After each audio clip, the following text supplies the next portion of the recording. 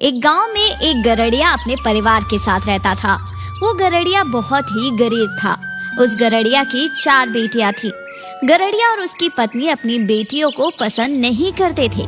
गरड़िया और उसकी पत्नी की इच्छा थी कि उनका एक पुत्र हो, लेकिन उनकी 4 बेटियां हो गई थी, जिस कारण वो दोनों अपनी बेटियों से नाखुश रहते थे। एक दिन की बात है, गरड़िया की पत्नी ने गरड़िया को बुलाकर उससे कहा, घर में थोड़ा सा घी और आटा पड़ा है, मेरा मन मालपुए खाने का कर रहा है, क्यों ना आज हम मालपुए बनाकर खाएं। गरड़िया अपनी पत्नी की बात को मान लेता है और बोलता है, ये तो ठीक है, लेकिन मैं नहीं चाहता कि मालपुआ ये चारों भी खाए। वैसे भी हमारे पास कम सामान है। जब ये चारों घर में नहीं होंगी, हम तब मालपुआ खाएंगे। गरड़िया की पत्नी चोरी छुपे मालपुआ बनाने लगती है। तभी गरड़िया अपनी बेटियों के पास जाता है और उनसे कहता है, चलो हम दूर के जंगल में बेर खाने चलते हैं। गरड़िया की ये बातें सुन चारों लड़कियां खुश हो जाती हैं, क्योंकि चारों लड़कियों को बेर बहुत पसंद थे। वो चारों गरड़िए के साथ बेर खाने चले जाते हैं। गरड़िया अपने साथ ओढ़ने के लिए एक बड़ा सा कंबल लेकर जाता है। थोड़ी देर में वो चारों बेटियों के साथ जंगल में पहुंच जाता है और चारों से कहता है कि तुम चारों जाकर बेर खा लो, मैं इधर ही बैठा रहूंगा। जब तुम्हारा पेट भर जाएगा तब तुम यहाँ आ जाना। लड़कियां अपने पिता की बात मानकर वहाँ से चली गईं और जंगल में जाकर बेर तोड़ने लगी। बेर तोड़ते तोड़ते चारों लड़कियां जंगल में काफी भीतर की ओर चली गई थी। वहीं गरड़िया अपना कंबल एक झाड़ के ऊपर रखकर वहाँ से चला जाता है। दूर से कंबल देखने में ऐसा लग रहा था जैसे कोई व्यक्ति वहाँ बैठा हो। उसे देखकर चारों लड़कियों को यही लगता है कि उनके पिता अभी भी वहीं बैठे हैं। लेकिन गरड़िया तो उन्हें जंगल में छोड़कर वहाँ से अपने घर मालपुआ खाने के लिए आ गया। गरड़िया ने घर आकर अपनी पत्नी के साथ मालपुए खाए और घर पर ही रुक गया। वो वापस अपनी बेटियों को जंगल में लेने भी नहीं गया। इस घटना को दिन महीने साल बीतते गए। एक दिन काफी सालों बाद गरड़िया को अपनी बेटियों की याद सताने लगी। वह उसे उसकी करने पर पछतावा होने लगा। तो एक दिन उसने अपनी पत्नी से कहा कि मैंने बहुत बड़ा पाप किया है, अपनी बेटियों को ऐसे जंगल में छोड़कर। अब तक वो जिंदा होंगी भी या नहीं पता नहीं। क्या पता उन्हें किसी जंगली जानवर ने अपना शिकार बना लिया हो। मुझे एक बार जाकर जंगल में देख आना चाहिए। ये बोलकर गरड़िया जंगल की ओर रवाना हो गया। उसने जंगल के आसपास रहने वाले लोगों से पूछा, लेकिन किसी से भी उसे उत्तर नहीं मिला। फिर वो जंगल में और अंदर गया। तभी उसने जंगल के अंदर कुछ हड्डियों को देखा। उन हड्डियों को देखकर वो समझ गया कि उसकी चारों बेटियों की ही ये हड्डियां हैं। वे सभी अब किसी जंगली जानवर का शिकार हो चुकी हैं। गरड़िया को अपने किए पर बहुत पछतावा हो रहा था। वो अपनी बेटियों के शोक में जोर जोर से रोने लगा।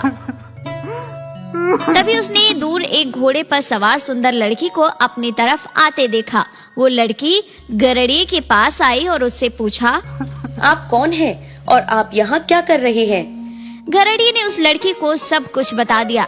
गरड़िया की बात सुनकर वो लड़की मुस्कुराई और बोली, मैं आपको एक कहानी सुनाती हूँ। एक दिन एक आदमी अपनी 4 बेटियों को बेर खिलाने के लिए जंगल में ले आया। उसकी बेटियां जंगल में बेर खाने लगी। उस आदमी ने एक झाड़ पर अपना कंबल रख दिया और वहाँ से चला गया।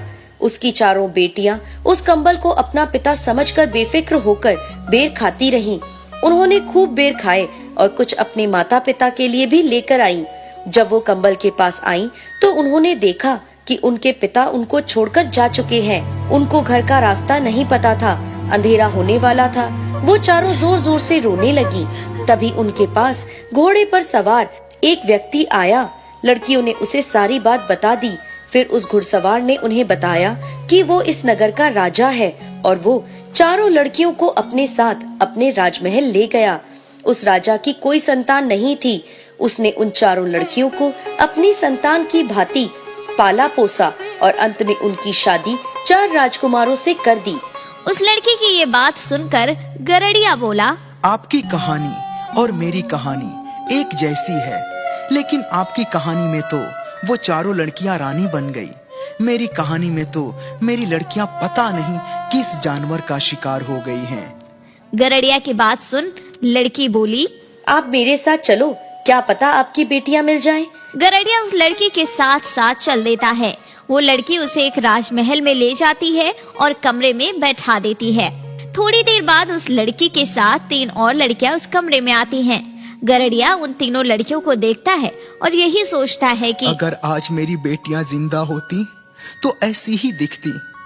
क्या पता शायद ये मेरी बेटियां ही हैं। लेकिन नहीं, मुझ जैसे अभागे गरीब की बेटियों की किस्मत में ये राजमहल नहीं हो सकता। तभी वो चारों लड़कियां गरड़िया के पास आईं और उनमें से सबसे छोटी लड़की ने बोला, पिताजी, जिन मालपुओं के लिए आपने हमें जंगल में छोड़ दिया था, क्या वो मालपुए अभी भी बचे हैं? लड़की की इस बात को सुनकर गरड़िया आश्चर्यचकित रह गया और बोला, मुझ जैसे गरीब की बेटियां इस महल में?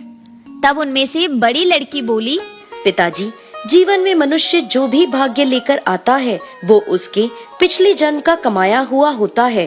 आपने अपनी जिम्मेदारी से बचने के लिए हमें जंगल में छोड़ दिया, लेकिन हमारी किस्मत में राजघराने की बहुएं बनना लिखा था।